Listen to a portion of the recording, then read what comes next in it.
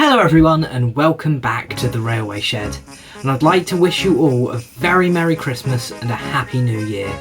Today is the annual Christmas video and I've got lots in store, but before I do anything I'd like to give you all a very big thank you for 540 subscribers. I mean, at the start of the year in my 2024 predictions video I came up with the number that I'd get to 500 at the end of this year hopefully, and you've so far exceeded that. So overall, thank you so much. It's so great that I've had the pleasure of speaking to some of you through my Discord server and my comments. So if you'd like to, there's a link to my Discord server in the description below.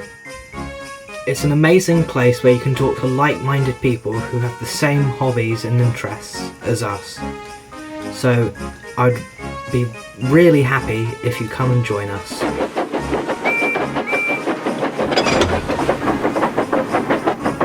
So without any further ado, let's get on with this Christmas special. First up is how much progress we've made on the layout this year. Progress on the layout this year has been relatively slow, you could say, with only 2 episodes of my series The Layout Logs, which has a link in the description, coming out, detailing how I've started, along with my dad, to detail the main line of the 00, as well as put in extra sidings and storage yards, which I'll get onto in a minute. Episode 2 focused on the narrow gauge railway, which is still in development. Hopefully this should get some work done to it soon, and by the new year we should have a loop of track running, so Reneus can finally have a good run. So, back to the main layout. An addition that we've made this year is this yard next to the narrow gauge mountain, which will eventually be. This can hold multiple engines or a goods train coming into the station. We also expanded the station out into having a bay platform, which can hold a train to then go down the main line. Right now there's a set of cholestery coaches within it. Behind this will eventually be a small town scene, and don't worry, Cranky is not staying there. As you can see, we've already got our first house, which is from the old layout, down next to a tree. We also have a railway maintenance vehicle here, as well as a bandstand. This is all subject to move, but for now it's just in temporary placing, so I can get an idea of where I want to put it.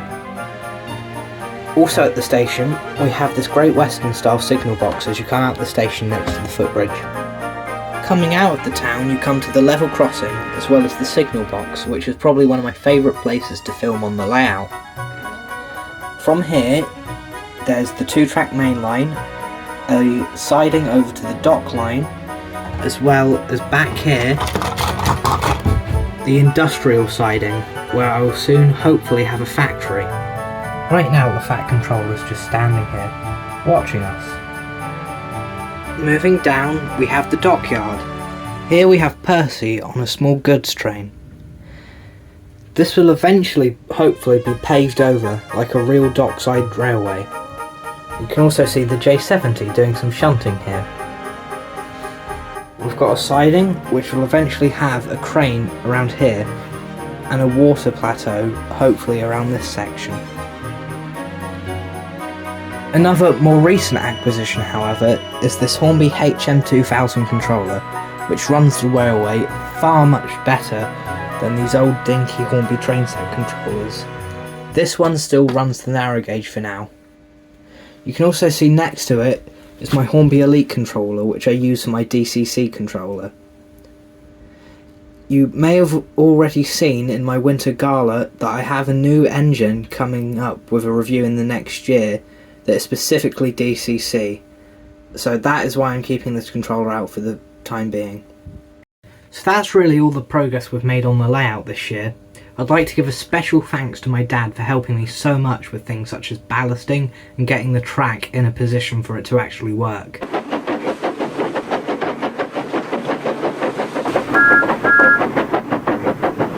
Let's get on with this Q&A. Some random rail fan asked, do you like cheese? No, I do not like cheese. Scaredy Engine number 6 asked, do I plan on making a series with my layout? Yes and no. I would like to make a series in the future because I think it would be really fun to make, as well as make the models for the series. But with the layout, I can't see how much I would be able to do with it. Maybe in the future, if I get enough space, I'll make some sets of different locations and then I'll finally get the series going, because I have already written some stories I'd like to adapt myself. He also asked, what's my favourite era? A weird one, but I quite like the period which British Railway steam engines were sort of becoming obsolete with new diesel power. I'm not 100% sure why, but I liked seeing how hard the engines were worked and how they were sort of on their last legs.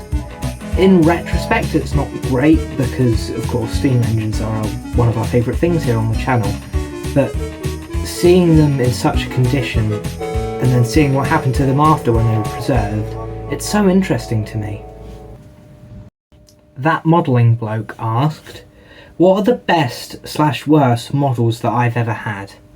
So, for the worst, it will have to be the Hornby Hogwarts Express. This is the newer 2020 version, which is actually based off a Hull. This engine has been nothing but trouble since I've got it. On one of its first circuits of my old layout, the connecting rod just jumped out and I've never been able to get it on properly since.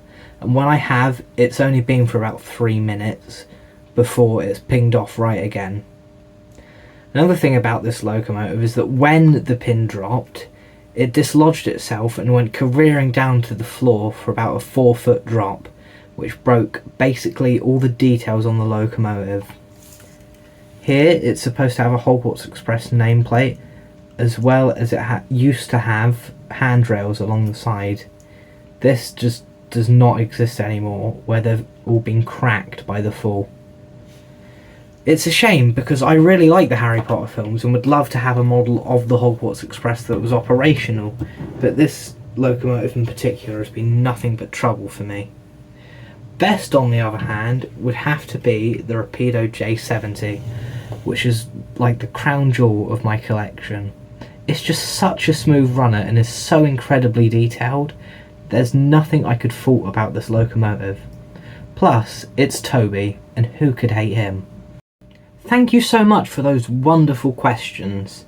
And in the future, if I do any more Q&As, you'll be the first to know on my Discord server. I also will post it on my community tab, so check those out whenever you want to.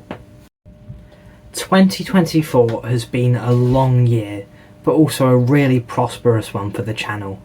So let's take a look back at some of the best moments from this channel this year, 2024. Take it away, Gordon. Ah, here we go.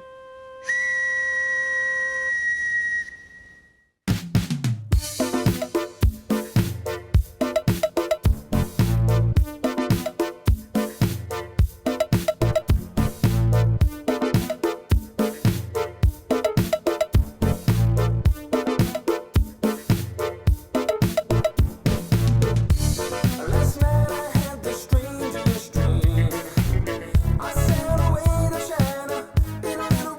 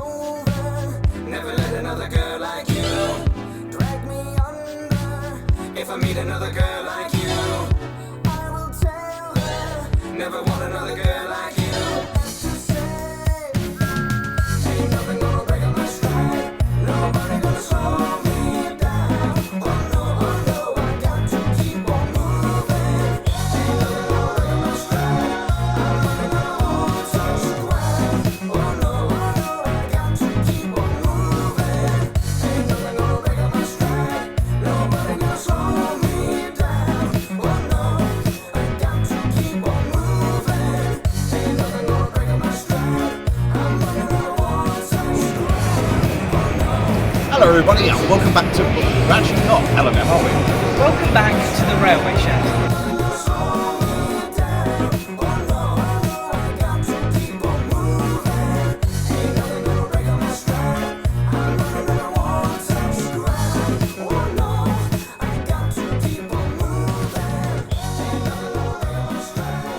Wow, we've really got up to a lot, didn't we? Thank you all so much for absolutely everything this year. I'll be taking a little bit of a break over Christmas to spend it with my family, but as soon as New Year's comes around, I will make another video detailing what I want out of 2025. As you may already know, it's a very special year.